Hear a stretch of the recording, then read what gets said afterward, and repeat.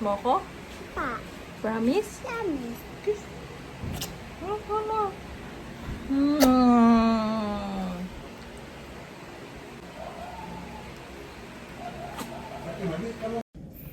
May 28, 2025, yan, panibago kontrata na naman ang ating tatapusin sa Disney. Nakaready na yung mga gamit ko, so naghihintay na lang tayo ng Grab na mabubuk ni May para makaalis na tayo, makapunta na ng airport. Hindi pala ako nagpapahatid sa airport tuwing umaalis kasi mas malungkot tsaka mas mabigat sa dibdib yun. Bye-bye. Bye-bye na pa. Yan yung tatay kong takot sa camera. Yan, na videoan ko siya for the first time. Pumayag. Halinaw na. Tayon! Ayan, si Pogi, busy-busy na naman maglaro sa labas. Love you. Mama. Mamimiss mo ko? Papa. Promise? Kaya nabi ka dito, Jane! Diyan, nabibigyohan ka! Sino? Ayun o! Diyan! Sobrang mamimiss ko na naman tong batang to. For 5 months, hindi ko na naman siya makikita at makakasama. Ayan, nakasakay na ako sa Grab. Hindi ko napigilang maluha sa sobrang bigat sa piling. Kasi mamimiss ko na naman si Sayon ko. Habang nagbo-voice record ako, hindi ko mapigilang maluha. Mamimiss ko na naman si Sayon. Pinakamahirap at mabigat na part talaga bilang OFW at bilang isang ina ang iiwan mo yung anak mo for years or months. Sobrang hirap. Pero kailangan magtiis para sa future din nila. To my Sayon, thank you so much. Naiintindihan mo si mama kung bakit lagi umaalis. Marunong ka na, big boy ka na talaga. Lagi mo tatandaan na para sa'yo lahat na ginagawa ko, Sayon, okay? I love you. And sobrang thank you ako sa family ko, sa mama ko, papa ko, and sa kapatid ko na lagi silang nandyan para sa anak ko. Lalo sa mama ko, ma, thank you so much. Ayan, nandito na tayo sa Airport Terminal 1, finally. Ang bait ni Kuya Driver na nasakyan ko, tinulungan pa niya akong kumuha ng cart para sa mga luggage ko. Ayan, nakapila na tayo for check-in dito sa Terminal 1 na iya.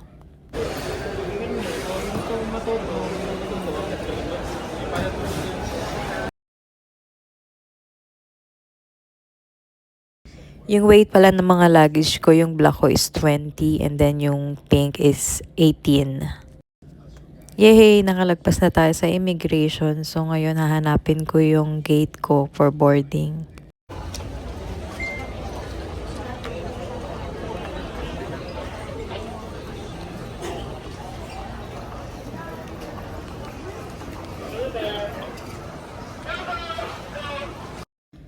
May nakita pala akong bilihan dito, so bili muna tayo ng cup noodles. Meron akong baon na mamon, so cup noodles tsaka water na lang ibibilin ko. Ayan, meron silang pwesto dito sa may gilid, may mga tables and chairs. So ayan, naka 150 pesos ako. 100 pesos yung cup noodles, then yung water is 50 pesos. Kain muna tayo, guys. Sobrang init. And then, punong-puno ng hot water. Nakalimutan ko sabihin kay ate na medyo wag punuin kasi tumatabang yung cup noodles. Ayan, kain-kain lang. Medyo maaga ako dumating, so no rush sa pagkain tsaka paghanap ng gate. Ang flight ko pala, guys, is Manila to Seattle and then Seattle to Orlando. So, may connecting flight ako. Darating ako sa Seattle ng 7 p.m. ng May 28 pa rin. And then may layover na 4 hours. And then flight naman to Orlando ng 11 p.m. Then dating ko sa Orlando is May 29 ng morning. Ayan, waiting for boarding na lang. Nandito na tayo sa mismong gate natin, guys. So, PR 124 tayo, bound to Seattle. Ayan, boarding na tayo, papasok na tayo ng plane. Nag-online check-in pala ako, guys. So, lagi ko pinipili yung spot ng sa may aisle seat kasi pala ihi ako. So, ayoko kasi maka-istorbo dun sa mga katabi ko. Kaya ayun, pinili ko yung sa may aisle seat and then malapit sa restroom.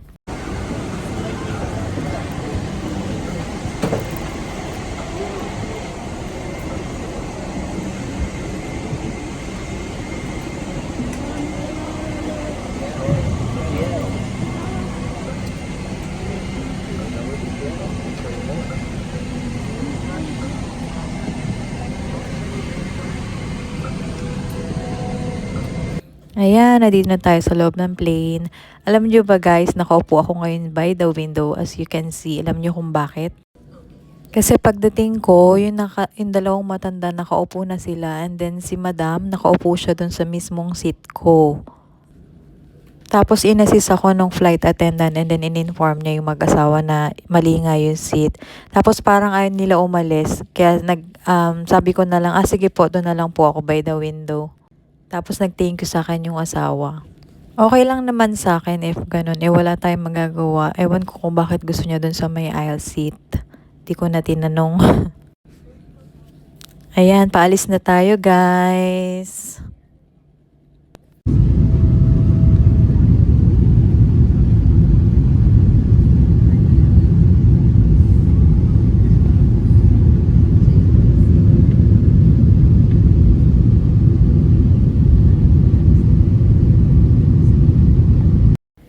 Alam niyo ba guys, nag-start na dyan sumakit yung tiyan ko. Sobrang hilab. Para akong nagdidismenorrhea na nag-LBM.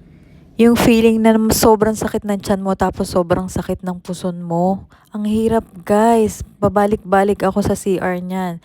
Ayan, tignan nyo, nakapag-selfie pa ako. Nung una, hindi masyadong masakit. And then, later on, sumasakit na nakailang balik-balik na ako sa toilet. Nahihiya tuloy ako dun sa dalawang katabi ko kasi nai-store po ko talaga sila. Ayan, dinner time na guys. Ayan yung menu nila na binigay nila. So, pipili ka na lang dyan ano gusto mong kainin. Pinili ko is yung beef salpicao. Sobrang sarap niyan. Kahit medyo masakit tiyan ko, go lang. Naubos ko lahat yan, pati yung salad, ang sarap. Yung mga oras na to guys, sobrang hilap pa rin ang tiyan ko. So, nakailang balik pa rin ako sa toilet. Nakakahiya na nga eh. Ayan guys, breakfast time na. So, hindi ako masyado nakakain nung time na yan kasi sobrang sakit ng tiyan ko. Hindi ko naubos yung rice. Nakain ko lang yung fruit and then half nung bread.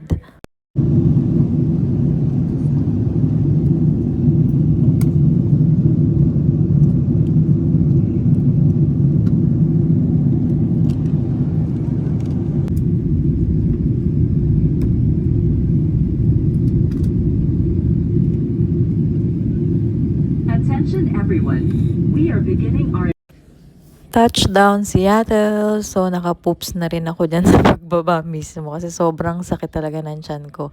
So, ngayon papunta tayo para kumuha ng luggage natin kasi transfer tayo. Meron tayong connecting flight to Orlando.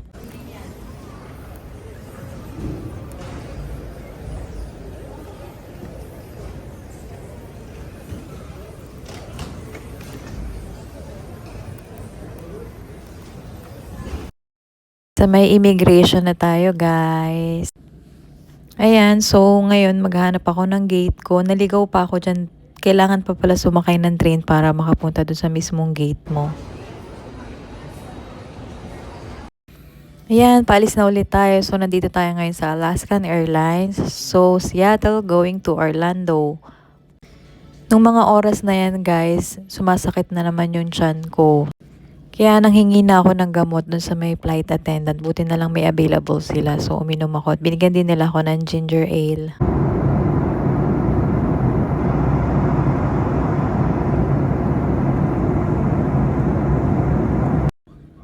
Thank you, Lord. Nandito na tayo finally sa Orlando. So, ngayon pipick upin natin yung luggage natin. May nakita pala ako ng mga crew from Disney Wish. So, sumabay ako sa kanila. Papunta dun sa meet-up point para sa shuttle namin going to hotel. So, ayan. Dito tayo maghihintay, guys. Yehey! Nandito na tayo ngayon sa shuttle going to the Marriott Hotel dito sa Orlando. Sobrang haggard na ako dyan, guys. Wala akong tulog, wala akong kain. Sobrang sakit pa rin ang tiyan ko.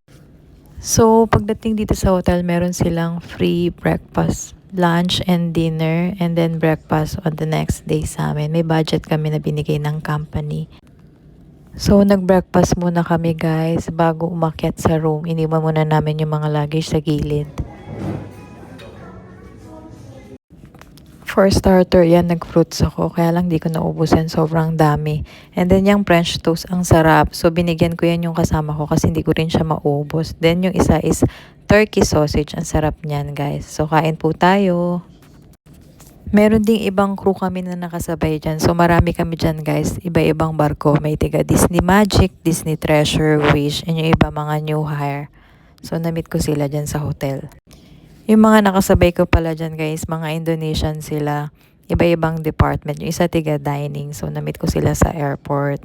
Ayan, buti na lang may kasabay ako. Yung mga oras na yan guys, nararamdaman ko medyo mihilab na naman yung tiyan ko.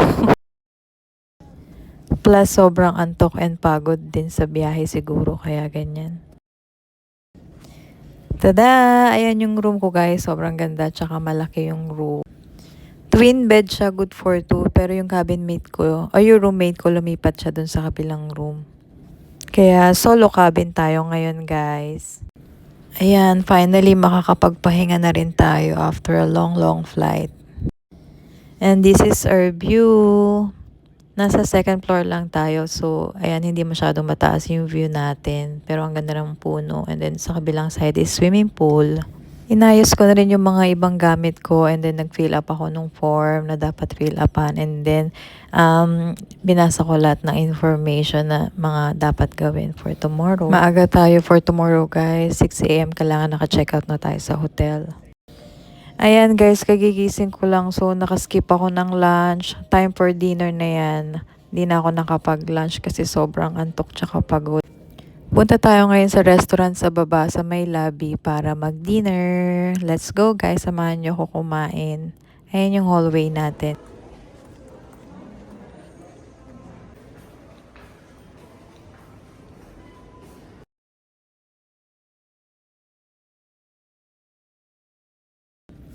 Ayan, nandito na tayo sa restaurant. Hinahanap ko yung mga kakilala ko, kaya lang di ko sila nakita dyan. So, mag-isa lang ako nag-dinner dyan sa may corner. Ayan yung menu nila guys. So, ang kinain ko is yung Caesar salad. And then yung chicken buffalo wings na parang pizza. And then may parang goat cheese sa ibabaw. Hindi ko siya masyado nagustuhan. Pero ang laki kasi, so inuwi ko yan sa room. Sayang kasi guys, bawal tayo magsayang ng food. Ang sarap niyang chicken Caesar salad na yan guys. Big servings din yan. So, muntikan ko na siyang maubos. Konti-konti na lang naman yung natira nung time. So, let's go. Kain tayo guys. So, hanggang dito na lang siguro tong video na to guys. Update ko na lang kayo next time mag-upload ako ulit. Pero medyo matatagalan na yung upload ko and pag-edit kasi hindi na ganoon kadali yung time ko once na nasa barko na ako. Magiging busy na talaga ako. Super magiging kain, tulog, work na lang mangyayari sa akin. So, let's see. Tatry kong isingit sa time ko yung pag-edit and video para kahit paano makapag-upload pa rin tayo sa YouTube channel natin. At para ma-update ko din kayo guys. Sa mga aspiring seafarer dyan, wag kayo mawawala ng pag-asa. Darating din yung God's perfect timing para sa work na yan. Basta keep sending email, keep applying lang. Make sure lang na may 2 years experience ka sa work na a-applyan mo sa barko kasi yan yung number 1 na requirement nila. I hope na-inspire kayo sa video na to guys. Thank you for watching and see you in my next video. Bye-bye!